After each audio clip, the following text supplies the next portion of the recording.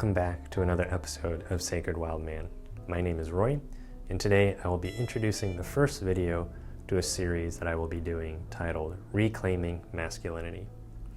Now this topic is geared towards men, though I imagine women may also be able to find some benefit to the topics that I will be covering. And as you can see, this first video is titled Women Don't Respect Men and I Can Understand Why.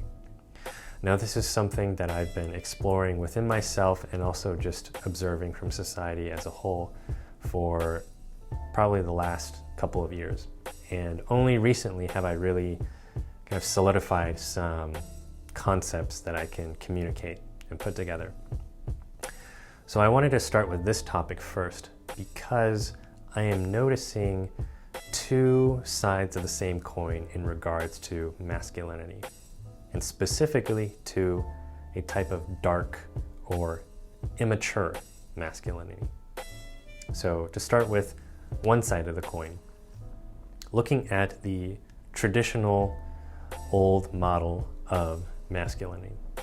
Now, if you look throughout history, it's no secret that men have perpetrated a lot of violence against women and just against the world in general. This aspect I title the dark masculinity. So very domineering, controlling, possessive aspects of it. Now, where we are currently, I see it as an equal and opposite reaction, but to a different extreme. So the second side of this coin of masculinity is what I would call an immature form of masculinity, which is just the other side of the dark masculine. Characteristics of this soft masculinity would be men who do not have a spine. They cannot stand their ground and they do not own their own truth. Some experiences of this for women might be feeling that, this man cannot take care of you or protect you, that there's no ability that he can really stand by his word. Now, with some of the clients that I see, there have been experiences where people share about, being nagged, like their wife or their girlfriend nags them. It's like just this unending sense of criticizing every aspect of their life, whether it's, something to do with the trash or the dishes, what have you. And I think this nagging is a subconscious or unconscious attempt from women, perhaps to say to the man, can you stand your ground? Can you actually have a spine and stand the pressure of me testing you? Because if you can't, I don't know if I can trust you to actually be a solid person within our relationship. Somebody that I can lean on when I need to. Somebody that can protect me when I don't feel safe or am vulnerable to some sort of danger. Other aspects of the soft masculinity is a lack of vision, purpose, or passion. This is different from a man who's content with his life. This is an aspect where the man is slipping into complacency, idleness, and laziness, that there's not much he cares to do in the world, whether that's giving or seeking. Some other aspects of the soft masculinity would be men who are perhaps overly emotional, that there's a sense of codependence and neediness that they offload onto the women in their lives. Especially women they are interested in building a romantic relationship with.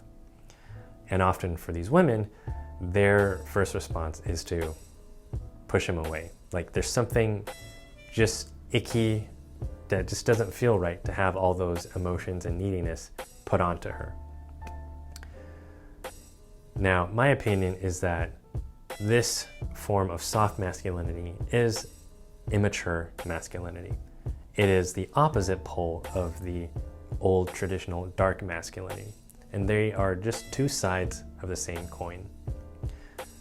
And moving forward, what reclaiming masculinity looks like to me is being able to take whatever positive was in the old model of masculinity, as well as whatever is positive about this soft or immature form of masculinity, and begin to integrate the positives of both so that you have a man who is solid, who is connected to his emotions, who is emotionally aware, who can provide a sense of structure and containment, and able to hold his own boundaries and stand on his own terms in a way that is not reactive or domineering or demanding of another person, but is simply a man who is very self-assured. Now, in the next video of this series, I will be covering the history of how we got here. And in the meantime, if you would like some resources to better understand what it means to be an integrated man, what does it mean to own the positive aspects of masculinity, I have 4 book recommendations. The first is No More Mr. Nice Guy by Robert Glover. Next is King, Warrior, Magician, Lover by Robert Moore and Douglas Gillette. Next is The Way of the Superior Man by David Data. And finally, The Masculine in Relationship by G.S. Youngblood. These 4 books have been very impactful in my life of learning from other male elders, their mistakes, their success stories, and comparing my own with them, being able to identify where I experienced very much the dynamics that they are pointing out. And if you have any areas of interest in this topic of what it means to reclaim masculinity, please leave a comment below. I will be forming an outline of some of the topics and putting out videos in this series, but if you have any in the comments that I have not thought about, I will certainly give them some thought and perhaps incorporate them into this video series. And last, I will leave you with a saying that I have on my website, that there is no better time to be a man than right now. There's a lot of pressure in our society and a lot of polarization between the feminine and the masculine, women and men. And there's a lot of history behind that. But my optimism moving forward is that we have a chance to heal and integrate. Heal the wounds of both the masculine and the feminine, and begin to integrate those energies within ourselves so that we can create a better relationship between one another. I'll see you in the next video.